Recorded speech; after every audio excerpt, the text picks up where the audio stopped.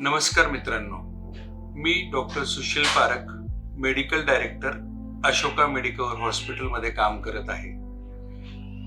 आपण नवीन वर्षात प्रवेश करत आहोत आणि सध्या मी माझ्या ओपीडी मध्ये बऱ्याच लहान मुलांमध्ये सर्दी खोकल्याचं प्रमाण वाढल्याचं माझ्या निदर्शनास आलं आहे.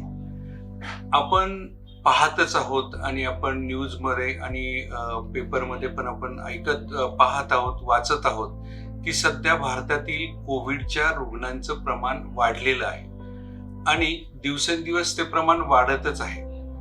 जनरली जे आपल्या घरातील मोठे व्यक्ती आहेत त्यांना जर सर्दी खोकला वगैरे जर झाला तर त्या व्यक्तींनी घरात मास्क वापरावा. जशी आपण कोविडमध्ये काळजी घेतली होती तशीच काळजी सध्या परत एकदा चालू करावी आणि सर्दी खोकला असलेल्या व्यक्तींनी लहान मुलांपासून दूर राहण्याचा प्रयत्न करावा, असं मी आपल्या सर्वांना आवाहन करतो.